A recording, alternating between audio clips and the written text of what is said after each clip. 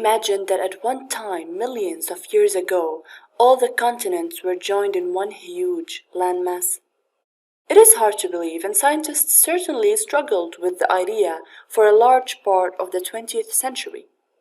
In this lesson, we will describe how such a strange idea gradually became accepted by most scientists.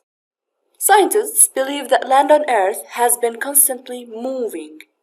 Over 200 million years ago, all the land was in one supercontinent called Pangaea.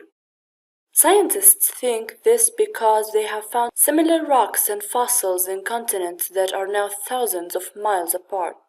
One theory is that the convection currents in the mantle slowly pulled Pangaea apart.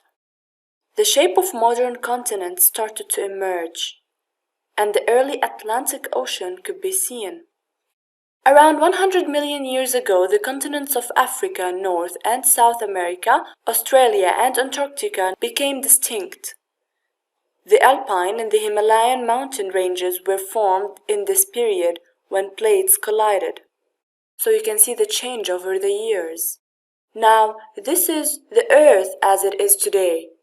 And even now, the plates are still moving. The continent of America is actually moving away from Europe at around 3 centimeters per year. But we still haven't explained how these huge tectonic plates actually move. One theory is that they move because of convection currents set up in the part of the mantle beneath the lithosphere. There's a region under the solid plates of the lithosphere called the asthenosphere. Although it's mainly solid, it does contain a small amount of molten material that allow for some movement. This is sufficient for convection currents to be set up. So let's see how such currents could drive seafloor spreading and plate movements. The convection cell drives seafloor spreading and moves the tectonic plates, as you can see in the simulation.